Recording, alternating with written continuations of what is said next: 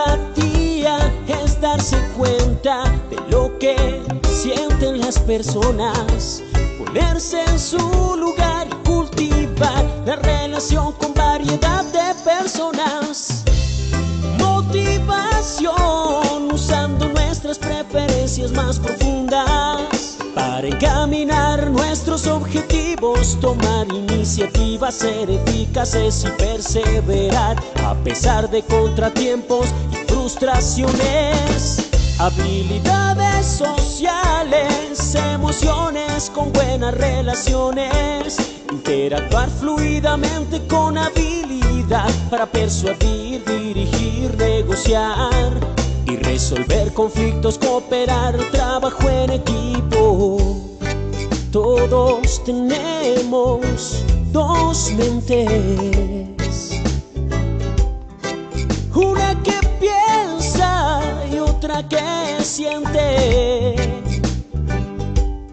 La inteligencia emocional es la capacidad de controlar y regular los sentimientos propios y de los demás. Recuerda, usar la inteligencia emocional asegura un buen clima laboral.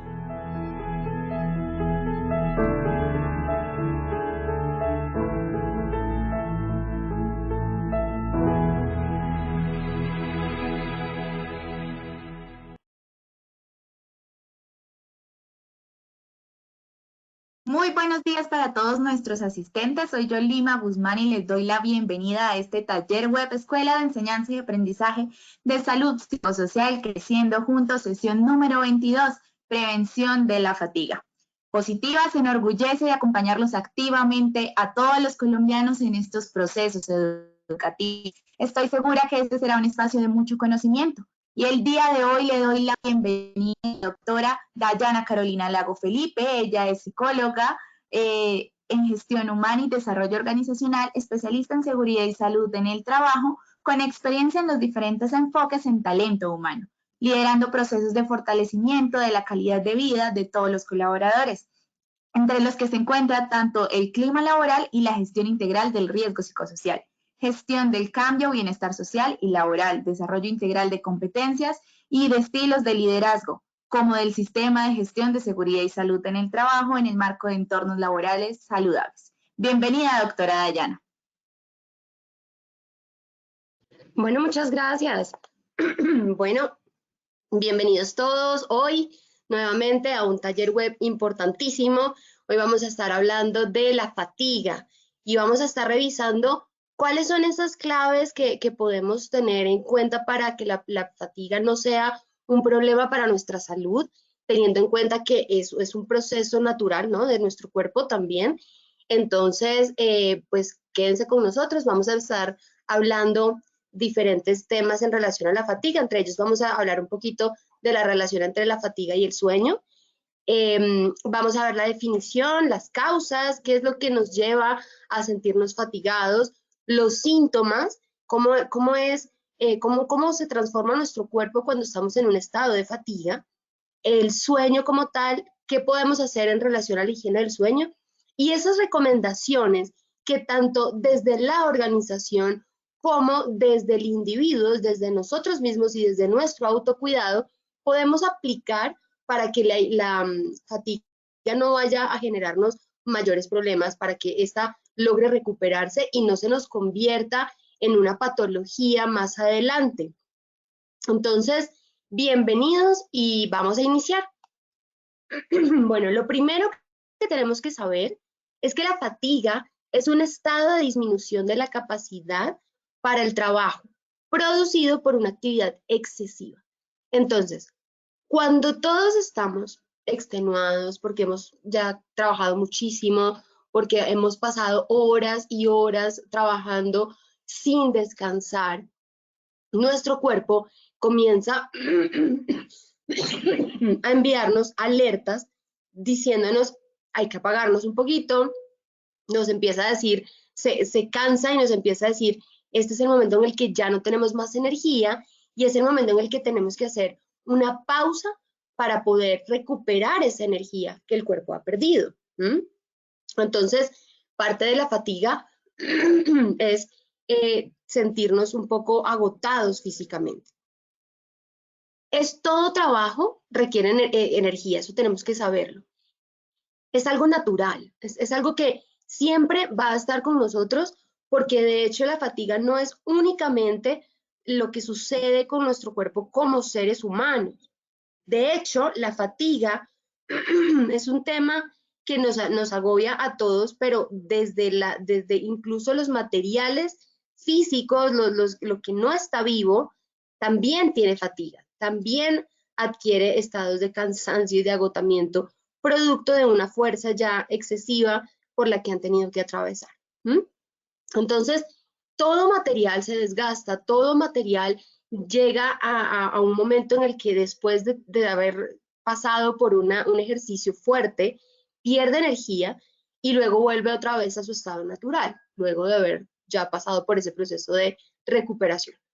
El problema está cuando realmente no le damos al cuerpo la oportunidad de recuperarse de esa fatiga. Entonces, cuanto mayor sea el esfuerzo, más energía se va a necesitar.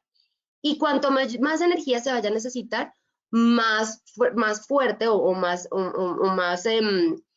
más fuerte vamos a sentir ese cansancio, ese agotamiento, ¿ok? Entonces, vamos a sentir que nuestro cuerpo pues ya está llegando a un límite y nos va a pedir que hagamos esa pausa en el camino.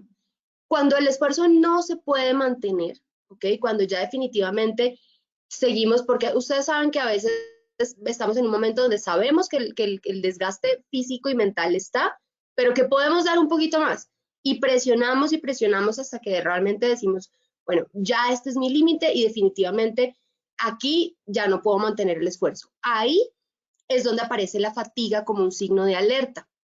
Bien, de no responder a ese signo de alerta, entonces ya es donde podemos empezar a tener una alteración a nuestra salud y podemos incluso pues llegar a tener ya fallas en el funcionamiento de nuestros órganos y ahí es donde empezamos ya a entrar en un estado riesgoso para el bienestar y para la salud de la persona. Personas que incluso pues seguramente ustedes han visto que terminan teniendo una recaída ya fuerte que incluso terminan en la clínica, ¿no? Por estos desgastes tan fuertes y de tanto trabajo tan excesivo que no se permiten una recuperación de ello. Ahora, cada persona tiene una limitación que se denomina su capacidad física de trabajo, es decir, no todos los colaboradores de una organización van a estar expuestos al mismo, digamos, a la misma posibilidad de desarrollar la fatiga en el mismo momento, ¿sí? Entonces, sí puede que sea el mismo factor de riesgo, pero la manera en cómo cada uno lo va a asumir y asimilar es distinta.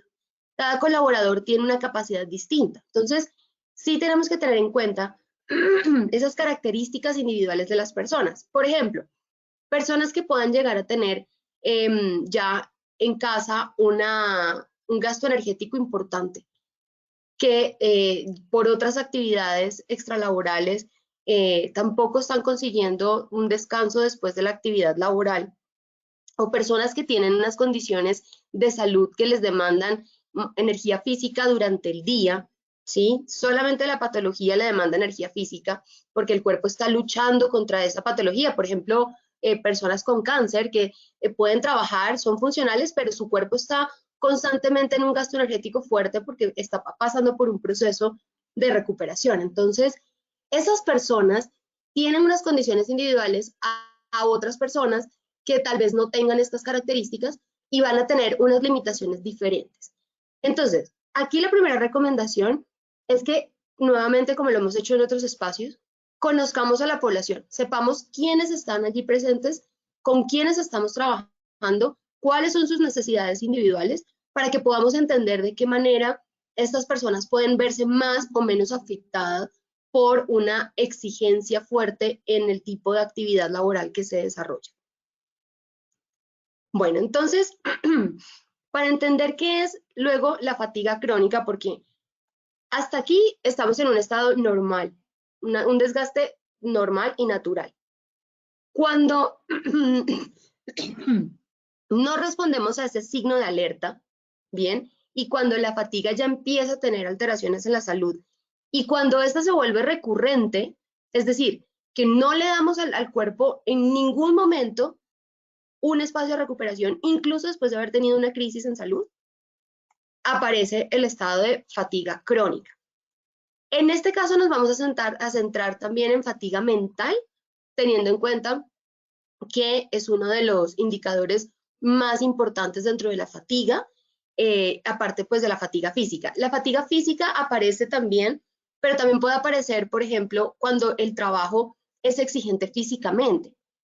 Pero no todos los trabajos son exigentes físicamente y no por eso no significa que la persona no vaya a entrar en un estado de fatiga. Es decir, no solamente las personas que están físicamente expuestas a exigentes jornadas de trabajo terminan desarrollando fatiga, sino las personas que también son administrativos, están desarrollando tareas de carga mental, estas personas también se fatigan y también pueden llegar a entrar en estados de fatiga crónica. Otro tipo de fatiga que tenemos es la fatiga psicológica, que la fatiga psicológica está relacionada con las demandas emocionales que tiene el trabajo que estamos realizando. Entonces, todas estas fatigas que se pueden llegar a generar, si no se atienden de manera oportuna, nos van a generar un estado crónico. ¿Qué es entonces el síndrome de fatiga mental crónica? Es un síndrome biopsicológico, ¿sí?, que reúne diversos trastornos, tanto subjetivos como objetivos, y que generan una sensación de cansancio y aversión al trabajo o a la tarea, agotamiento extremo de más de 24 horas de duración. ¿Y por qué entonces decimos que es subjetivo? Se supone que al ser una patología, ¿no?, debería ser objetiva para poderla medir y poderla calificar. Lo que pasa es que el cansancio, precisamente porque la capacidad, el límite y la capacidad de trabajo es de cada uno y cada uno conoce su límite, entonces acá vamos a tener también que tener en cuenta esa parte subjetiva del colaborador. Hay unos indicadores objetivos, claro está, los electrolitos, por ejemplo, son uno de los marcadores que nos indican si hay o no fatiga en el cuerpo. Entonces, sí hay unos elementos objetivos, pero también hay unos objetivos y los subjetivos son los primeros que van a aparecer. Es decir, el primero que sabe que está entrando en un estado de fatiga es el colaborador. Y es la primera persona que nos puede decir si se encuentra o no en capacidad para continuar manteniendo el esfuerzo que está desarrollando durante la tarea. Entonces, ¿qué pasa? Si nosotros continuamos y presionamos, va a llegar un punto en el que la persona va a tener que decir, no quiero hacerlo, y eso es lo que aparece, lo que se conoce como la aversión al trabajo o a la tarea que se está desarrollando. Entonces, entra en ese estado de cansancio tal que no, la persona rechaza completamente la actividad, pero es un tema que es decir, es su cuerpo el que le está pidiendo que lo rechace, no porque la persona ya no quiera realizar su tarea o porque ya se encuentre desmotivado. Entonces, tenemos que revisar eso también. A veces nuestros colaboradores están agotados y creemos que el tema es desmotivación. Y creemos, ¿qué vamos a hacer para motivarlos? ¿Cómo vamos a hacer para impulsar el ánimo y la actitud? ¿Cómo hacemos que se pongan la camiseta? Pero es que realmente acá hay un tema adicional. Tenemos que ver qué tan cansados están nuestros colaboradores, que definitivamente le están tomando aversión al trabajo o a la tarea. Entonces, revisar tareas, por ejemplo, monótonas, de altas demandas, que tengan una carga cuantitativa importante o una responsabilidad importante, que el sistema de recompensas y de reconocimientos pues también esté allí, de pronto no tan ajustado a lo que debería. Ese tipo de cosas pueden hacer que la persona se sienta más fatigada porque el esfuerzo pues es alto, es importante. Y meto el tema del sistema de recompensas porque el sistema de recompensas compensa ese gasto energético y ese esfuerzo. Entonces, cuando hay un muy buen sistema de recompensas, la persona, una de las formas de reconocer el trabajo y el esfuerzo es precisamente permitiendo tiempo libre. Entonces, podemos ver cómo el sistema de recompensas nos puede ayudar y puede ser un factor protector para el desarrollo de la fatiga mental crónica. Entonces, Este va a causar enfermedades y problemas en la salud. El tema es que cuando la fatiga se vuelve crónica, los problemas de salud también se pueden volver crónicos. Podemos llegar a desarrollar trastornos en el estado de ánimo producto de esa fatiga mental crónica y trastornos que pueden llegar a recuperarse en algún momento, como puede que no. En un principio, los efectos van a ser agudos. Llegaron, pasaron, la persona se recuperó y se fue. Entonces, la persona pudo tener una pequeña crisis de ansiedad o incluso rasgos de depresión, pero listo, se recupera de la fatiga y el tema terminó hasta ahí y ya, continuó su vida y está bien. Pero puede ser también que someter a la persona a tanta exigencia constantemente durante meses de trabajo, años de trabajo, en el mismo estado de demanda, de cansancio, ya ahí puede empezar a tener trastornos que pueden llegar a ser irreversibles. Entonces ahí tenemos que cuidarnos mucho porque pues realmente sin darnos cuenta esa sobreexigencia puede llegar a generarnos una enfermedad incluso de origen laboral. Bueno, ¿cuáles pueden ser las causas de la fatiga mental crónica? Intensidad, repetición y cantidad de esfuerzo empleado. ¿Qué tan intenso es el trabajo que tengo que hacer física y mentalmente y psicológicamente? Cuando hablamos de mentalmente, hablamos sobre todo en términos de los recursos cognitivos que la persona tiene que emplear para desarrollar la tarea. Atención, memoria, categorización, abstracción, toma de decisiones. Todas estas son funciones psicológicas que nos invitan o nos permiten más bien desarrollar las tareas. Entonces, cuando la intensidad de este tipo de las tareas que hacemos implica un esfuerzo mental o físico, en el caso pues ya que la tarea sea físicamente demandante, ahí empezamos a tener ya un problema para la salud. La repetición, porque los trabajos repetitivos generan fatiga también, y obviamente pues el esfuerzo que se emplea. La monotonía de la tarea genera fatiga, ¿bien? Y esto es importante que lo tengamos en cuenta para ver de qué manera podemos rotar las funciones del colaborador, darle nuevas tareas, nuevos retos, mantenerlos inspirados, intrigados en los retos que están realizando y en cosas que sean llamativas para ellos. Asignación de tareas, ya que sobrepasa el límite, y exceso de carga laboral. Ahora, hay que tener en cuenta, hay personas que se sienten muy cómodas con la tarea que están desarrollando, que de alguna manera tienen una relación con esas tareas bastante profunda y que por eso mismo no notan o de alguna manera ignoran las señales de alerta que el cuerpo les puede estar dando en relación a la fatiga mental. De ahí que las campañas educativas en este tema sean importantes en la organización, porque hay personas que van más allá y se sobreexigen por diferentes creencias que puedan tener. Entre ellas puede estar la creencia en que yo no me rindo nunca, yo lo tengo que lograr, este es mi trabajo, yo lo voy a sacar adelante. Por otro lado, podemos también tener la presión de la organización en cuanto a lo que se espera de la persona, las expectativas que se tienen de la persona, puede ser también la misma expectativa de la familia. Entonces, hay distintas razones alrededor o simplemente rasgos de personalidad que la persona pues tiene que lo empujan y lo llevan al límite de ese esfuerzo. Hay que hacer educación en estos temas para que los colaboradores entiendan lo importante y lo preocupante que puede llegar a ser caer en un estado de fatiga crónica sin haber atendido a tiempo las alarmas que el cuerpo nos da. Bien, entonces, bueno, vamos a tener también como causa el esfuerzo físico y mental sin tiempo suficiente de recuperación. Aquí el problema no es el esfuerzo. Muchas tareas demandan esfuerzo y eso está bien, incluso porque debemos esforzarnos también para conseguir productos y servicios de calidad.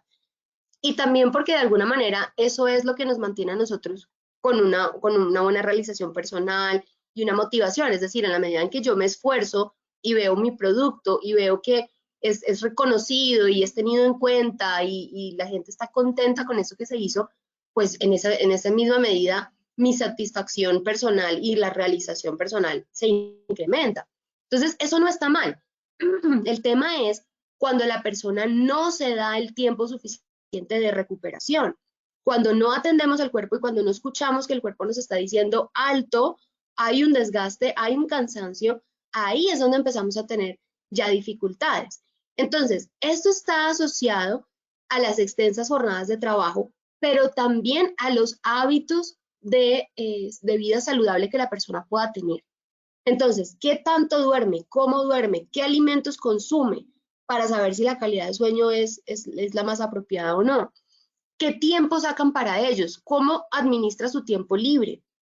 ¿Tienen tiempo de ocio? El tiempo de ocio es muy importante. Bien, el tiempo de ocio no puede ser solamente incluso dedicarse a la familia, es importantísimo, pero más allá de eso, tienen que tener algo para ustedes mismos también, donde tengan un refugio de todo ese cansancio y todas las obligaciones y las responsabilidades sociales, familiares, laborales, de todo. Entonces, permitirse esos tiempos para ustedes hace que la fatiga comience a recuperarse y que el cuerpo pues empiece otra vez a estar en un estado luego de funcionamiento óptimo nuevamente. Pero hay que darle un límite al esfuerzo que tenemos. Cuando estamos en extensas jornadas de trabajo, por ejemplo, las personas que realizan turnos de trabajo y que duplican sus turnos, a veces hasta los triplican, que intercambian turnos con otros compañeros para que puedan tener esos turnos adicionales o incluso en favor a otros compañeros, que eso pues es una práctica que se ve bastante, sobre todo por ejemplo en el sector salud. Entonces ahí empieza a aparecer una dificultad para descansar, donde el cuerpo pues se mantiene en un constante estrés y desgaste y donde la fatiga pues empieza a aparecer. El problema es que las personas no dimensionan cómo sus capacidades disminuyen cuando están cansados. Entonces creen que por mantenerse allí y por mantenerse en el esfuerzo van a estar mejor, cuando en realidad sus reflejos cambian, todo su cuerpo responde de manera diferente y por lo tanto la manera en cómo responden a la tarea también es distinta y también se ve afectada. Entonces, esas personas que, por ejemplo, en el sector salud hacen hasta 2 y 3 turnos, hay que darle psicoeducación en esto porque pueden estar poniendo en riesgo su salud y la de las personas a las que están también atendiendo. Entonces, es importante que no se sobreesfuercen más del límite del cuerpo y de esa capacidad que tiene el cuerpo de responder. Aunque en el día, por ejemplo, no hayan tenido muchos pacientes, por ejemplo, o muchos servicios que atender, pero el hecho de estar allí presente en la jornada, el hecho de estar despierto, el hecho de estar hablando con otras personas, eso hace un desgaste igual en el cuerpo. De hecho, no hay nada más fatigante que el aburrimiento. Las personas que no tienen nada que hacer en algún momento de sus vidas, y a todos nos ha pasado en algún punto, y esperamos como a que pase cierto tiempo, periodo de tiempo, hasta que volvamos a tener algo que hacer. Ese periodo de tiempo en el que estamos esperando aparece el aburrimiento, y el aburrimiento es realmente, de hecho, Freud decía que el aburrimiento es una forma de sufrimiento humana, porque realmente es decir, cuando tú estás en aburrimiento, todo tu cuerpo se fatiga, se somete a un estrés de buscar algo en lo que invertir su tiempo, en lo que sentirse útil, en la espera se vuelve larguísima, se vuelve eterna, y eso genera psicológicamente, genera un estrés fuerte que pues vamos a tener luego una fatiga. Entonces, no solamente es pensar en que, es que el turno de esa persona de pronto no fue tan pesado hoy, entonces puede hacer otro turno, porque realmente el hecho de estar ahí ya implica un desgaste. Entonces hay que tener en cuenta todas estas condiciones y saber que hay un límite de tiempo, hay un límite de esfuerzo que uno puede tener. Excesivo número de estímulos auditivos y visuales también nos dan fatiga. Por eso el puesto de trabajo tiene que estar lo más ordenado posible. Por eso hay que ser organizados, porque mientras más estímulos tú tengas alrededor, más difícil para ti va a ser, primero, poder tener el elemento indicado que necesitas en el momento indicado para tomar una decisión. Vas a tener un montón de cosas alrededor y para tomar una decisión va a ser como uy, espérame un momento, entonces buscas y como que no lo consigues y te va a costar más. Primero por ese lado. Segundo, porque estás expuesto a muchos estímulos que tu cerebro de alguna manera logra inhibir muchos de esos estímulos para concentrarte en lo importante, pero hay otros que no los va a poder inhibir y van a estar haciendo ruido.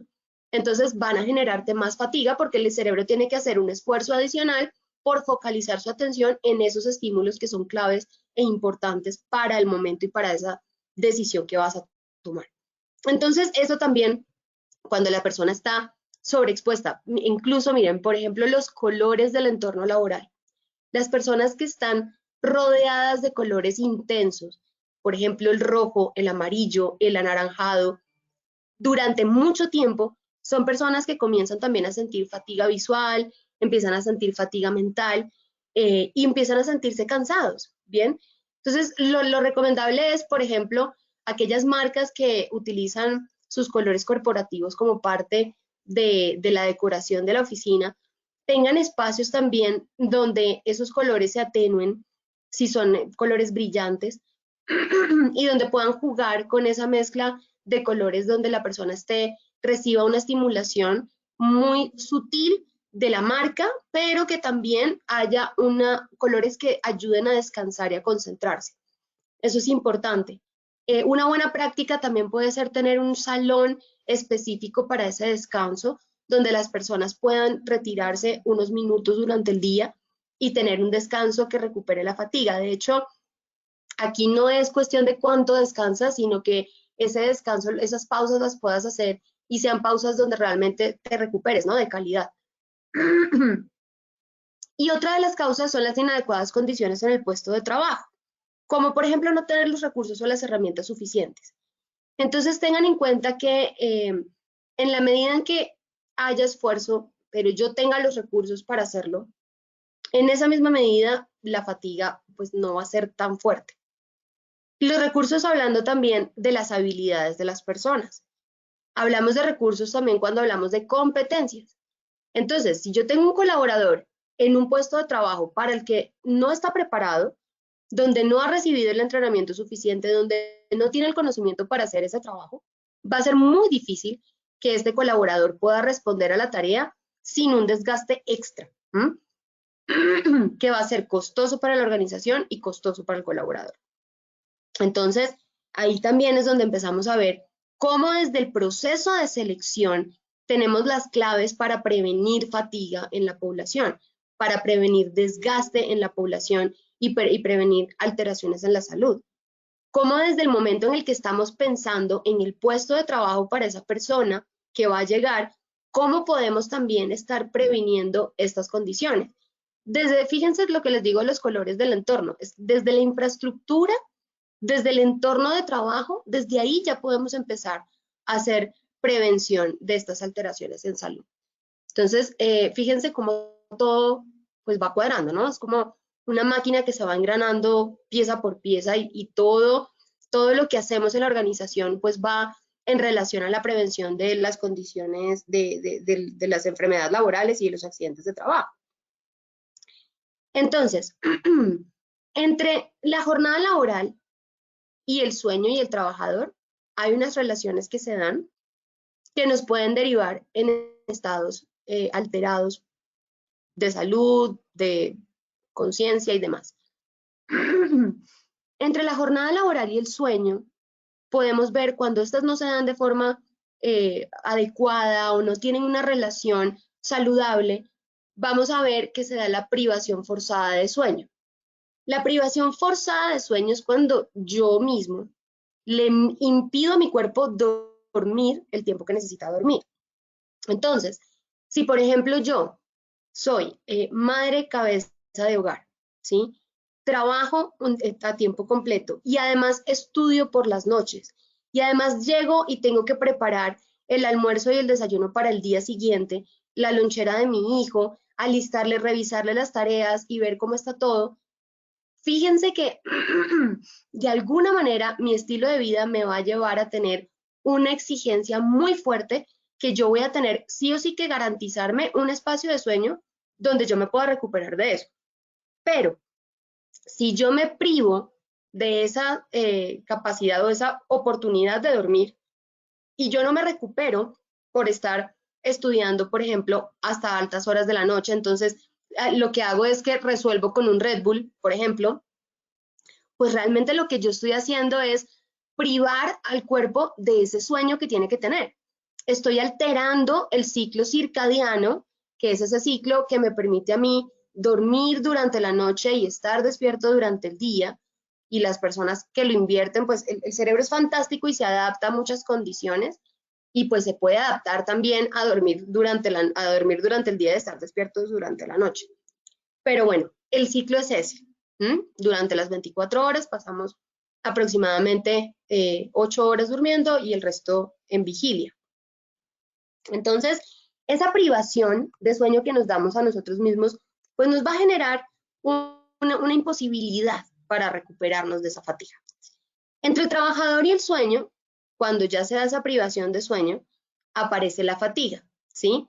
¿Por qué? Porque no logramos recuperar ese cansancio del día.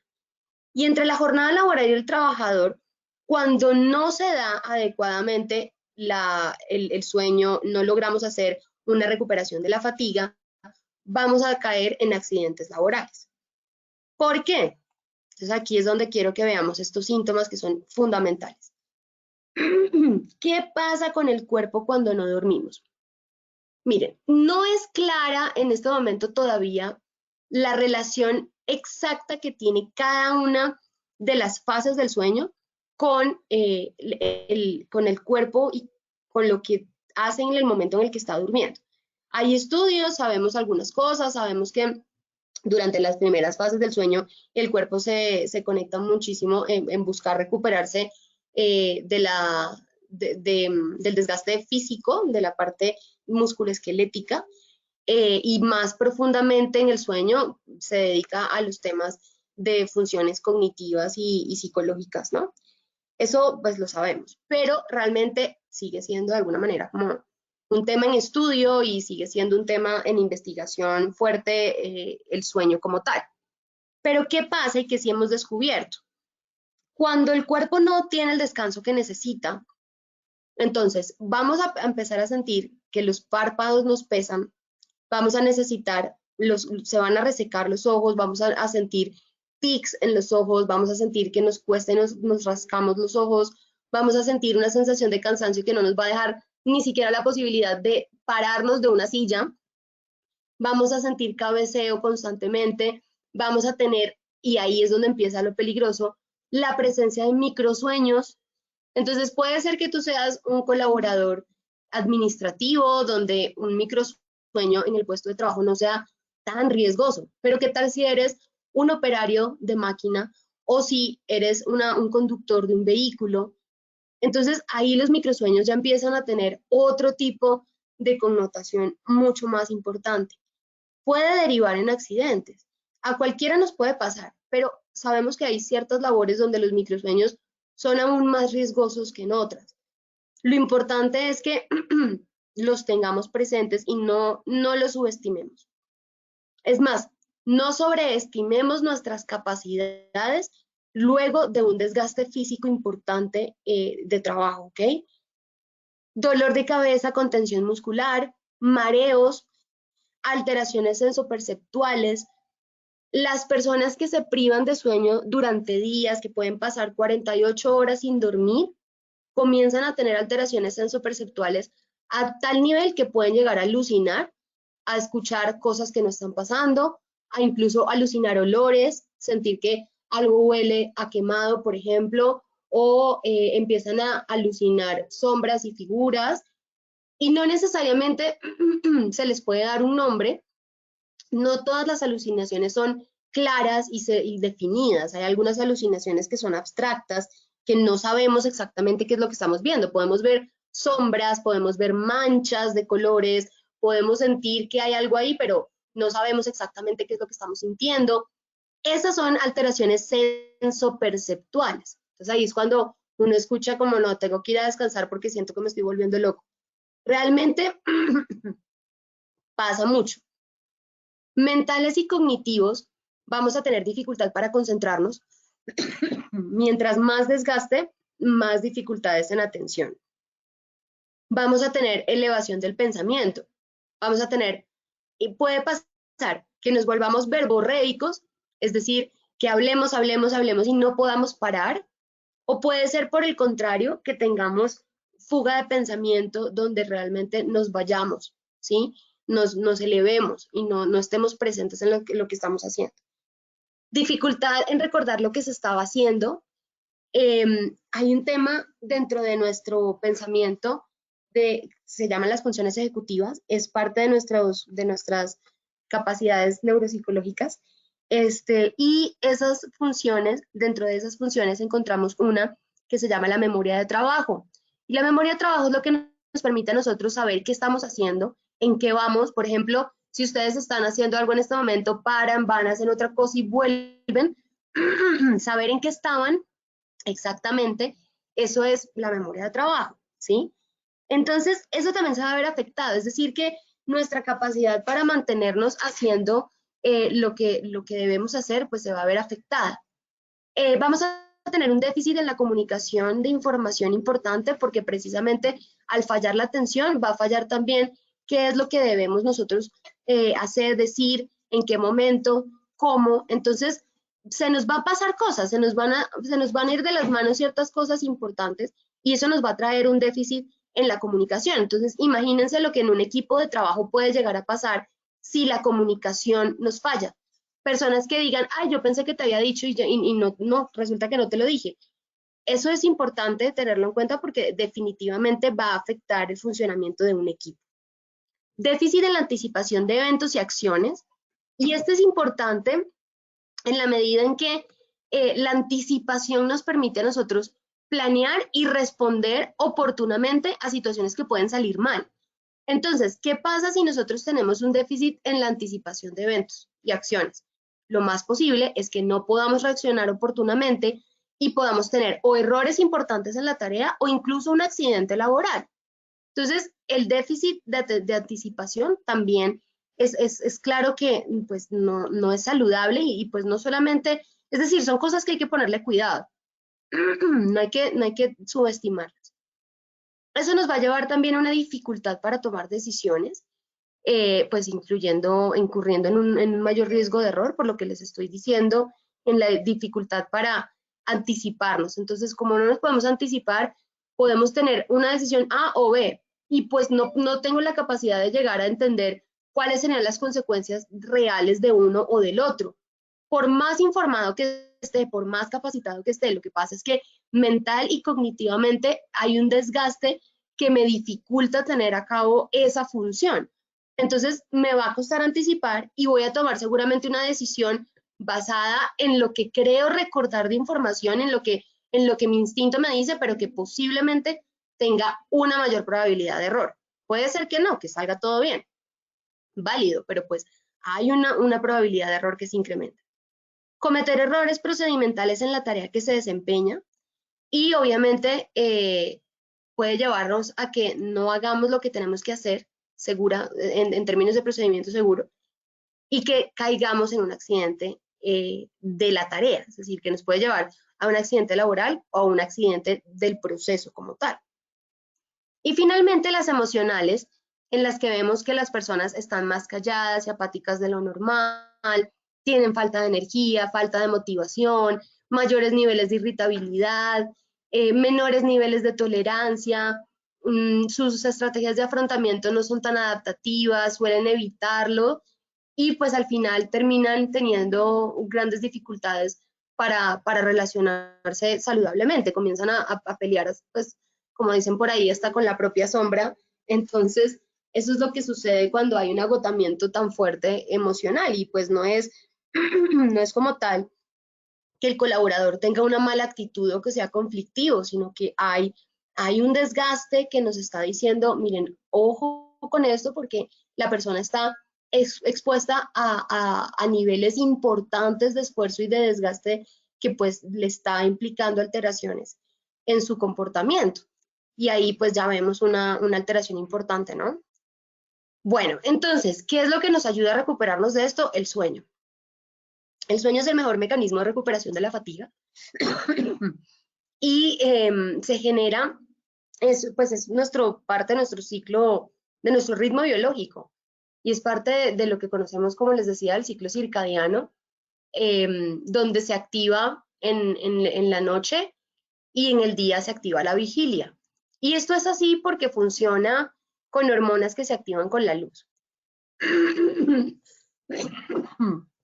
Entonces, cuando la luz del sol aparece la melatonina.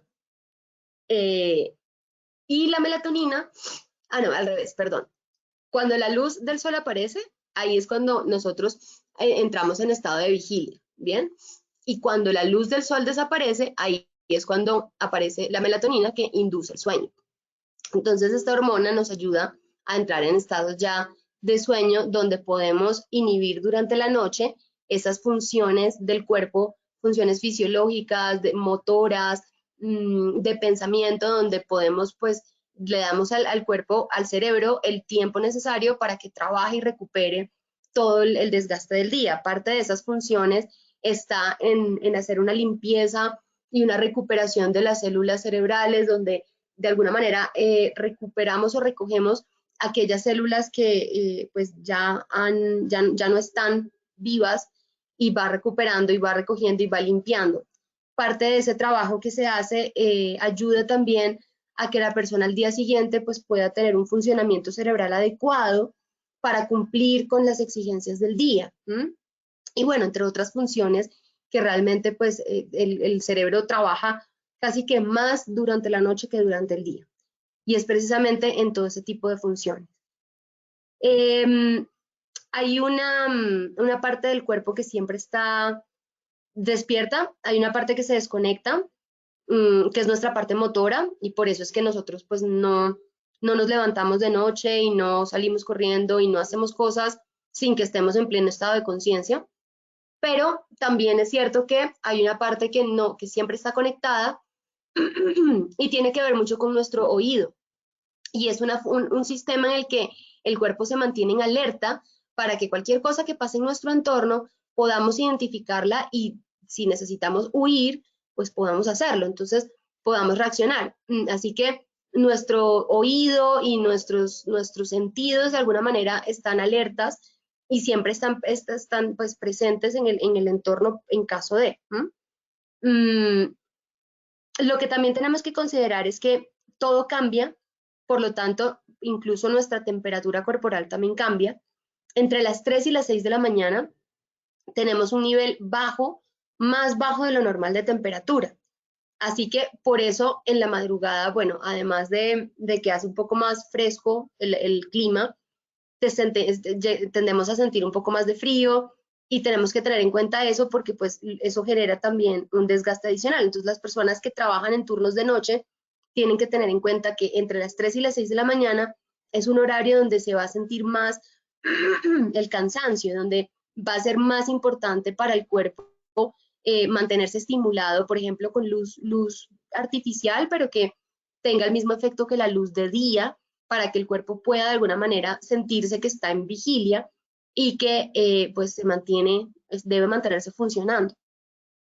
Que tengamos abrigos en estas horas, que comamos, que tengamos ingesta de alimentos calóricos entre las 3 y las 6 de la mañana, una barra de proteína, algún carbohidrato, para que el cuerpo de alguna forma entre en calor y tenga energía para continuar la tarea.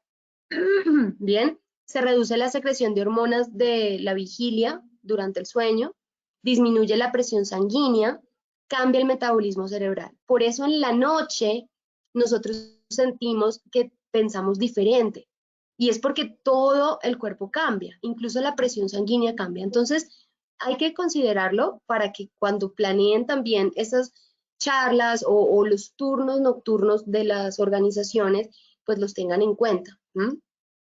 Se ven mermadas las capacidades de atención, los tiempos de reacción, la velocidad de procesamiento, el aprendizaje y las funciones ejecutivas que les comentaba antes, como por ejemplo la anticipación, la toma de decisiones, la memoria de trabajo. Y bueno, podemos llegar a tener también déficit en la fluidez verbal. Como les decía, entonces, nuestro sueño funciona a través de hormonas, donde pues en el día, cuando llega el día, la serotonina nos implica un estado de vigilia y en la noche la melatonina nos implica un estado de sueño. ¿Bien? Entonces, las fases del sueño son 4 y esto solo se los voy a decir como para que entiendan por qué es importante dormir el tiempo que sea necesario dormir. En las primeras fases del sueño, en la 1 y en la 2, la persona en los primeros minutos, en los primeros 15 minutos, la persona comienza a caer en la fase 1 y 2 del estado REM, de sueño. El estado REM mantiene todavía una conexión con el entorno, todavía no ha caído en sueño profundo. De hecho, por eso los ojos se mueven rápidamente todavía en estado REM y la persona todavía está percibiendo información del entorno y todavía está un poco conectado con el entorno. Cuando a medida que vamos cayendo en el 2 y luego ya en el sueño no REM, que ya se empieza el sueño profundo, bien, ahí ya nosotros comenzamos a recuperar otro tipo de funciones donde estamos ya en sueño profundo y donde el cuerpo realmente pues ya comienza a recuperarse mentalmente también del día, ¿no? Luego entonces volvemos a subir y luego otra vez volvemos a bajar un poquito. En este primer ciclo de REM, 1, 2, 3, 4, 2, 3, 4, 2, y luego volvemos al 1, ahí ya es un ciclo REM. Y más o menos llegamos a tardar 2 horas en cumplir un ciclo completo. Lo que sucede es que en un ciclo completo tenemos recuperación, pero necesitamos aproximadamente 4 ciclos para sentirnos del todo completamente recuperados, para decir que el sueño fue de calidad. Cada vez que avanza el sueño, es menos tiempo el que necesitamos. Perdón. Es menos tiempo el que necesitamos pasar en sueño profundo. Y es más el tiempo que pasamos en sueño REM. Entonces, eso va siendo hasta un punto en el que ya definitivamente pues volvemos al estado de vigilia y nos despertamos. Eso hace que el cuerpo pues tenga su metabolismo, ya su ritmo establecido, y cuando nosotros alteramos estos ritmos, privamos de sueño, dormimos solamente un ciclo, pues el sueño no cumple la función que tiene que cumplir, la calidad de sueño no es buena y por lo tanto la fatiga persiste, la fatiga se mantiene. Entonces, las personas que duermen, por ejemplo, 2 horas o 3 horas, ok, hay un tema y es la necesidad de sueño y es un tema subjetivo. Cada persona tiene una necesidad de sueño distinta a las demás, pero hay que tener en cuenta que en la medida en que yo sobrepaso mi necesidad de sueño, es decir, abuso de esa necesidad, y aunque mi necesidad de sueño sea disminuida y yo solamente necesite 4 horas y me despierto a las 4 horas y me sienta perfecta, si yo abuso de eso y no le permito al cuerpo dormir lo que necesita cuando el cuerpo me lo pide, entonces yo puedo llegar a caer nuevamente en estados de fatiga crónica por no recuperación debido a la privación de sueño. Así que esto, bueno, hay que considerarlo como un tema importante. Por eso es que son 8 horas de sueño, porque se necesitan aproximadamente 4 ciclos de estos ciclos que duran aproximadamente 2 horas. Entonces, aproximadamente son 8 horas, pero eso también depende de cada persona. Hay personas que con 6 horas están bien, hay personas que con 4 horas están bien, eso ya depende de cada uno. Lo importante es no autoengañarnos, conocernos y saber cuál es realmente el límite que tengo. Entonces, la privación de sueño, que es un estado de fatiga crónica que termina por afectar todo funcionamiento del individuo. A los 48 horas sin dormir van a aparecer errores en un incremento del 50%. 4 días sin dormir bien suben los errores al 80% y comienzan a haber alucinaciones. 7 días sin dormir aparecen los primeros brotes de comportamiento esquizofrénico. Acá estamos hablando que son 7 días sin dormir, es decir, sin dormir ni siquiera 1 hora, sin dormir. Entre 10 y 12 horas sin dormir, la esquizofrenia ya es de carácter irreversible y a los 15 días sin dormir ya se ha estudiado lo suficiente para saber que da muerte por agotamiento. Esta es una de las escalas que se utilizan sobre somnolencia para saber cuál es el nivel de somnolencia que una persona puede llegar a tener, donde evaluamos diferentes situaciones cotidianas y le damos una puntuación de 0 a 3, donde 0 es que no se duerme durante esa situación y 3 es que definitivamente la posibilidad de dormirse es muy alta. Y eso nos va a dar unas puntuaciones en las que vamos a identificar una somnolencia leve, moderada, severa o excesiva. Es una buena práctica tenerla en la organización, sobre todo las personas que tienen turnos, para saber cuál es el nivel de somnolencia que puede llegar la persona a tener en el momento. ¿Cómo se siente en ese momento? ¿Qué tan probable es que te quedes dormido sentado en un espacio público, por ejemplo, en este momento? ¿Qué tan probable es que te quedes dormido recostado en un descanso a media tarde o a medio turno? Entonces podemos adaptarle y podemos revisar esas puntuaciones en relación a la labor que se realiza para tenerlo como un mecanismo de control de la fatiga y de la somnolencia dentro del turno de trabajo, sobre todo para aquellos que hacen turnos. Bueno, y ya para cerrar, quiero dejarle algunas recomendaciones en higiene del sueño y para la organización, para que ustedes puedan hacer una buena gestión de la fatiga. En parte, la higiene del sueño nos invita a tener buenos hábitos de cuidado de nuestro sueño. Una de las recomendaciones es que no tomen sustancias excitantes antes de irse a dormir, como un Red Bull o café. Evitemos consumir café antes de irnos a dormir. Sabemos que el consumir alcohol tiende a inducir sueño, pero realmente también ya se ha estudiado suficiente y sabemos que no por consumir alcohol vas a dormir mejor, aunque te lleve a dormir. Es un inhibidor y es una sustancia depresora, pero no es una sustancia que te dé calidad de sueño, porque durante ese estado de sueño el cuerpo está tratando de recuperarse y está tratando de desintoxicar el cuerpo, así que no va a descansar. Bien, no va a haber una recuperación de la fatiga. Entonces, te vas a despertar más durante la noche, te vas a despertar antes, te vas a sentir mal. Entonces, realmente hay que tener cuidado con el consumo de sustancias psicoactivas antes de dormir, ¿sí? Eso que me va a tomar un par de vinos antes de acostarme a dormir, pues igual lo puedes hacer, pero tiene unas implicaciones porque al final son sustancias que nos generan una alteración pues, psicológica y nos va a generar en el sueño también una alteración igual. Esperar 1 o 2 horas después de comer y tomar una cena ligera, porque en la medida que el cuerpo está lleno, es decir, sin hambre, satisfecho, pero que no está metabolizando alimentos, ahí es donde el sueño realmente se puede conciliar. Si no, el cuerpo no puede desconectar esas funciones porque tiene que hacer digestión. Entonces, tu sueño va a ser siempre muy superficial. Vas a dormitar, pero no vas a dormir profundamente porque el cuerpo no se puede desconectar del todo porque está haciendo digestión.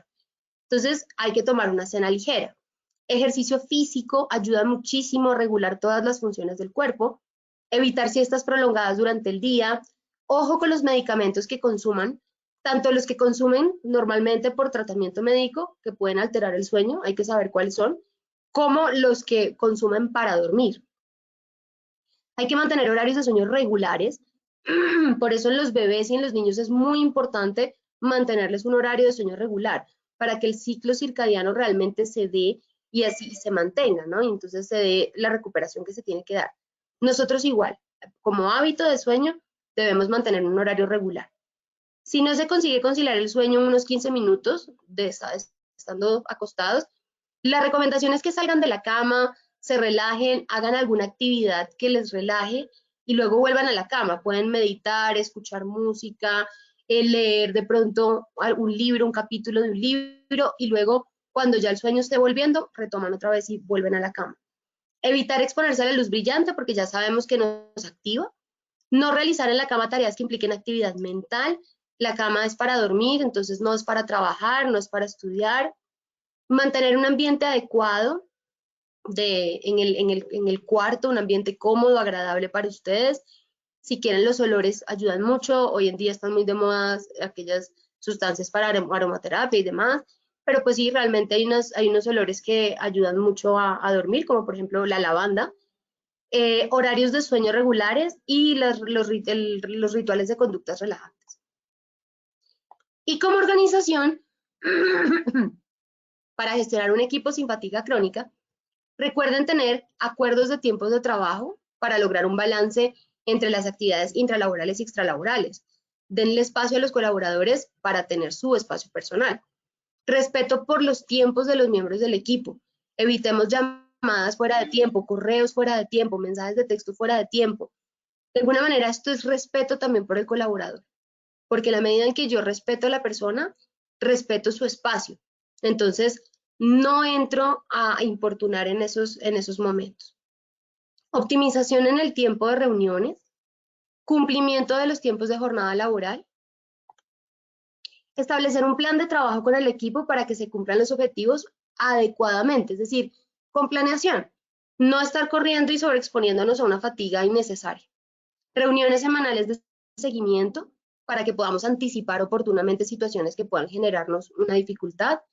Fortalecer calidad de vida del colaborador incrementando su satisfacción, lo que les decía antes con el sistema de recompensas. Permitir al colaborador tener adecuados tiempos de descanso y esparcimiento de las actividades laborales. Recordar mantener los límites. Si la jornada es de 8 horas o de las horas que ustedes hayan determinado que sea el turno, por ejemplo, pero que una vez iniciado sepamos que va a terminar. Y una vez se termina, nos involucremos en otras actividades. Considerar que aquellos días en que el tiempo deba extenderse, se debe permitir un descanso posterior. Si hoy tenemos que quedarnos más tiempo, si hoy tenemos que hacer un esfuerzo adicional, en esa misma medida hay que ser conscientes que la recuperación de ese tiempo se tiene que dar. Así que finalmente lo que les quiero decir para cerrar es que cuando nosotros sentimos cansancio que no se recupera cuando dormimos, ahí es cuando sabemos que algo está saliendo mal. Y ahí es cuando más tenemos que escuchar al cuerpo, porque realmente podemos caer en una muerte súbita, ya en situaciones muy exageradas, pero se ha visto, donde las personas que se sobreexigen demasiado y donde no se dan un momento para recuperarse de la fatiga, pues caen en unos estados críticos de salud donde es difícil recuperarse de ellos. De manera que, queridos compañeros, hoy les dejo este mensaje de atención a su calidad de sueño, a lo que el cuerpo les dice. Escuchen a su cuerpo, pongan atención cuando se sienten cansados, porque ese es un mensaje de alerta de que el cuerpo necesita hacer un alto en el camino para poder rendir bien. Tengan en cuenta que si ustedes no rinden bien, la tarea tampoco va a salir bien, por más esfuerzo que ustedes hagan y por más presión que le den al tema y que sigan ahí. Todo surge mejor cuando uno duerme y cuando uno descansa. Eso es como una máquina que necesita mantenimiento. Si no le damos mantenimiento a nuestro cerebro, va a fallar. Así que hay que permitirle su tiempo de descanso. Y con eso entonces los dejo por el día de hoy. Espero haya sido un webinar muy útil para ustedes. Y los invito a que nos acompañen entonces mañana en otro espacio de talleres web en salud psicosocial. Muchísimas gracias a todos. Feliz día para todos.